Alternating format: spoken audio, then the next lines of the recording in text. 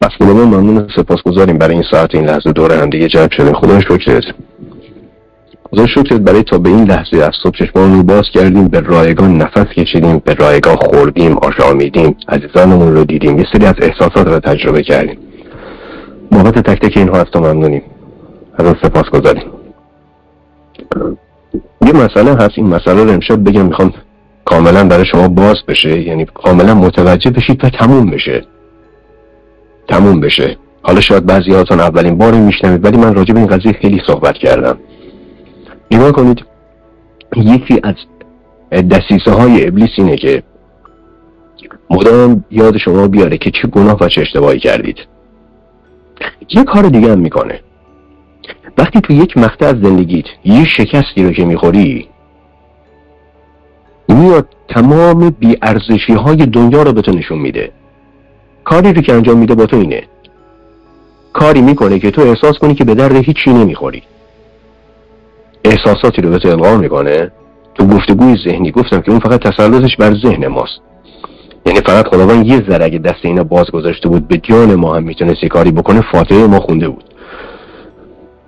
احساسی رو به تو میده. اگه امروز تو هر قسمت از زندگیت بعد از اینکه اومدی دعا کردی، سری کارا رو انجام دادی، مثلا شکست خوردی، امروز یه اتفاقی افتاد، یه مسئله پیش اومد، این به معنی این نیست که تو مسیر نیستی. تمام روزهای زندگی با خوشی نیست که، یه جای بالا داره، یه جای پایین داره. اصلا ممکنه از همین امروز من مرداد تو خوشی باشم تا 10 روز طوفانم منو نرسونه، ولی یه جای ممکنه با یه پخ کوچیک همه چیزو به هم بریزم. آیا تو اون روزی که با یه پخ کوچیک همه چیز رو به هم ریختم دیگه من هیچ ارزشی ندارم؟ آیا فکر میکنی تمام کسایی که شما میاین در ظاهر باهاشون حرف میزنی و صحبت میکنی خودشون تو زندگیشون هیچ مسئله‌ای پیش نمیاد؟ آیا فکر میکنید همه آدم ها بیگناه هستن و گناهی نکردن؟ نگاه کنید، فقط و فقط بیگناه خداونده. خداوند دیگه هیچ اشتباهی نداره، بقیه همه اشتباه دارن. حالا فقط تو نمیبینی. تو خودت رو، داخل خودت رو میری با ظاهر مردم مقایسه میکنی. یه درد خیلی بزرگه. داخل خودمون رو از چیزهایی که خودمون و خداوند خبر داریم میریم با بیرون آدمهای دیگه مقایسه میکنیم. تمام اتفاقاتی که برای تو افتاده، چه در گذشته چه در الان، بقیه آدم هم تجربه کردن، 2 تا بالاتر 2 تا پایینتر. امروز اگر رفتی در حضور خداوند و اعلام کردی خداوند من بابت تمام اشتباهاتم از تو عذرخواهی میکنم و من رو ببخش، خداوند با اون کلمات تو دهنت کار نداره، ولی به اون لحظه، به یک لحظه تأسف تو برای اینکه حرف تو رو باور کنه نیازه. هرچند تو اگر اون تأسف هم نباشه این کارو بکنی، باز خداوند با بخشندگی بهت نگاه میکنه. واقعا متاسف هستی بابت اشتباه، تمام شد. اگه به تو گفتن گیسی پریشان کن، خاکی به سر کن، نمیدونم فلانجا گردنی ببند، خودت رو آویزون کن برای اینکه خداوند ببخشه، میخوام بگم این داستانهای ابلیسه، برای اینکه چی؟ فقط به ما نشون بده خداوند ما در دسترس نیست، یه مقدار دوره و تو به راحتی نمیتونی بهش برسی.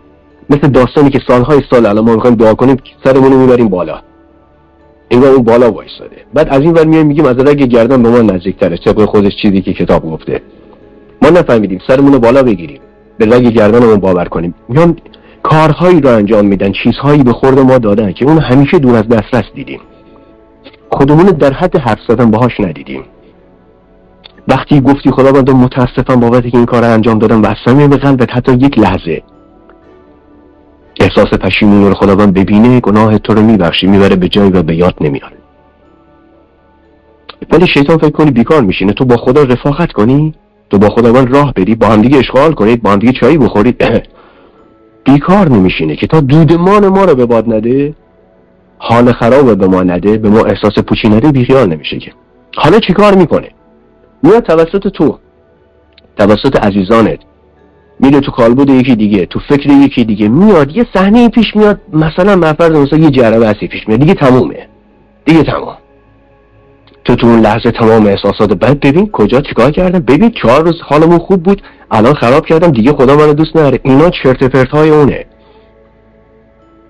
هیچ زندگی ما نداریم که همیشه گل و بلبل باشه، بالا پایین بین زن و مرد بحث هست، بین رفاقت بحث هست، بالا داریم و پایین داریم. فقط حواستون باشه اشتباهی کردید هیچ ایرادی نداره، خداوندی داریم بخشنده و مهربان.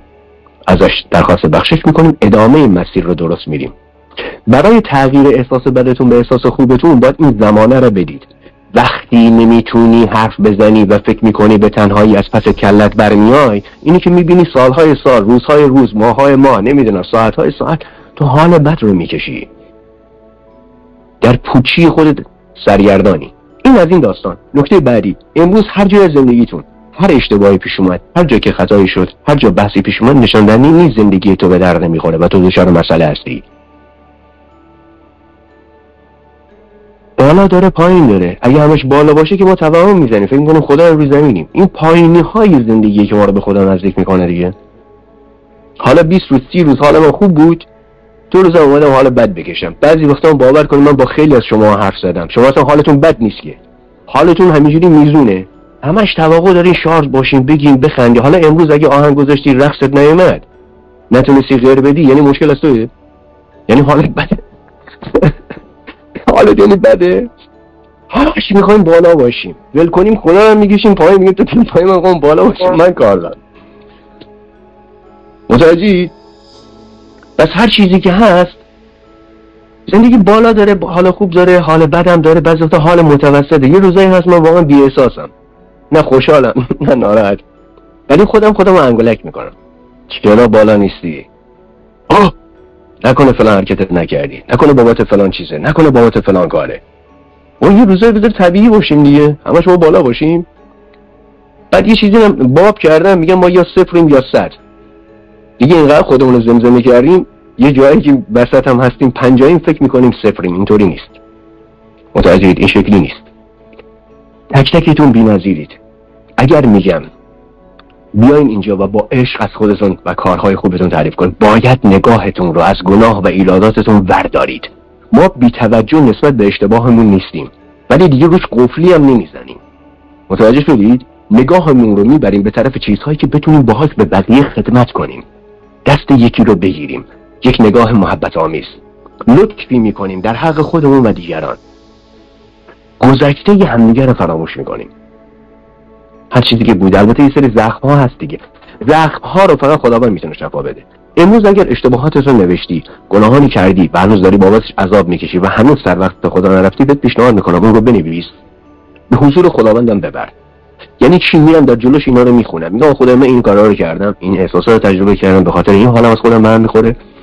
اگر نتونستی و اگر خداوند نتونست زخم تو رو مرهم بذاره، نه با یک بار، من یک بار اون رو در حضورش میخونم، خب بعد براش دعا میکنم، همین الان پام شکسته، پلاتینم تو پامه. شما با یه بار دکتر رفتن پلاتین میزنن تو پات، میای خونه میشینی؟ نه عزیز من، هی میری دکتر، هر چند وقت یه بار دکتر الکی یه گچ باز میکنه، این برش میکنه اون برش میکنه، نه خوبه نه بده، تو هی هزینه میکنی، میری برمیگردی تا زمانی که اون پای جوش بخوره. تازه بعد دوره فیزیوتراپی شروع میشه که تو با اون پا بتونی راه بری. درسته؟